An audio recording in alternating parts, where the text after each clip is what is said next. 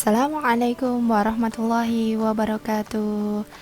Semangat pagi anak-anak kelas 4. Mari kita lanjutkan pembelajaran hari ini ya.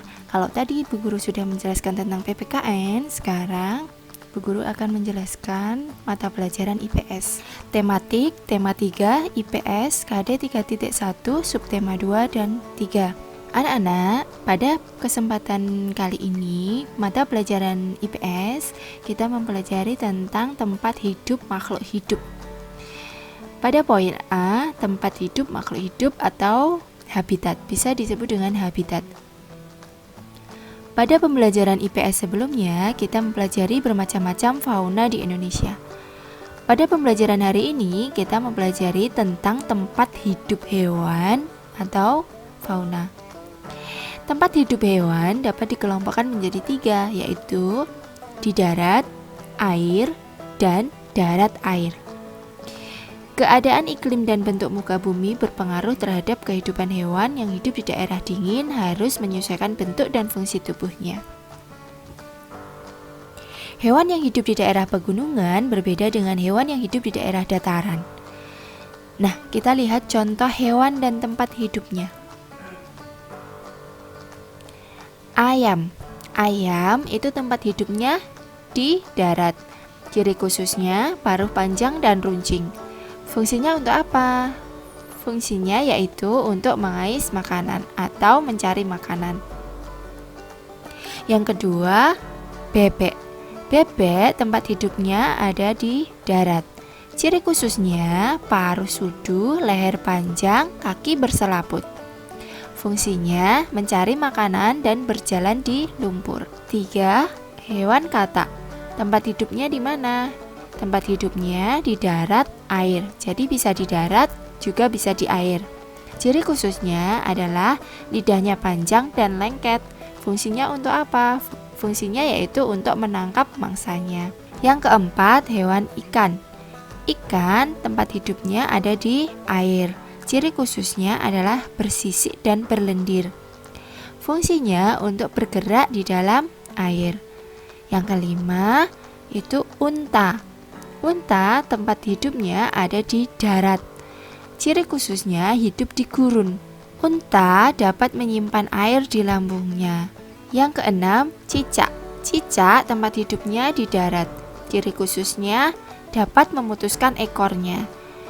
Fungsinya untuk apa? Fungsinya yaitu mengelabui musuhnya. Yang ketujuh, kelelawar. Kelelawar tempat hidupnya di darat. Ciri khususnya mempunyai penglihatan dan pendengaran yang bagus. Fungsinya untuk apa? Menangkap mangsanya. Yang kedelapan, bunglon. Bunglon tempat hidupnya di darat. Ciri khususnya mengubah warna kulit. Fungsinya yaitu mengelabui musuhnya.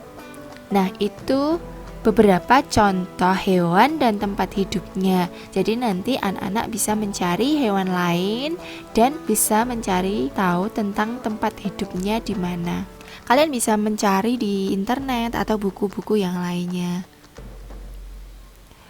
Selanjutnya, upaya pelestarian lingkungan alam. Tindakan manusia yang menunjukkan kepedulian terhadap lingkungan antara lain: 1. Menanami tanah yang gundul dengan tanaman hijau yang bermanfaat. 2. Melindungi dan menjaga hewan-hewan hutan agar tidak terjadi kepunahan. 3. Menjaga dan melestarikan lingkungan. 4. Menghemat pemakaian minyak bumi. Kita lanjutkan. Tindakan manusia yang merusak lingkungan. 1. Menggunduli hutan. Menggunduli hutan adalah menebangi pepohonan di hutan dengan cara sembarangan atau membakar hutan, dan bisa berakibat banjir, tanah longsor, dan hewan kehilangan tempat tinggal. 2. Menangkap ikan dengan bahan peledak. Dengan bahan peledak, ikan yang masih kecil yang dapat digunakan untuk bibit akan ikut mati. 3. Menangkap dan membunuh hewan-hewan yang dilindungi. Hewan yang dilindungi misalnya badak berjula 1, orang hutan, dan gajah. 4. Mencemari air, tanah, dan udara. Limbah pabrik maupun limbah rumah tangga banyak mengandung zat kimia yang dapat mencemari air, tanah, maupun udara yang mengganggu kesehatan manusia maupun hewan. 5. Menggunakan minyak bumi tanpa perhitungan. Pembentukan minyak bumi membutuhkan waktu berjuta-juta tahun. Oleh karena itu, manusia harus menghemat penggunaannya agar generasi mendatang tidak kehabisan sumber daya alam dalam kehidupannya. Nah, itu tadi sedikit pembelajaran kita tentang sumber daya alam yang harus kita jaga di lingkungan kita.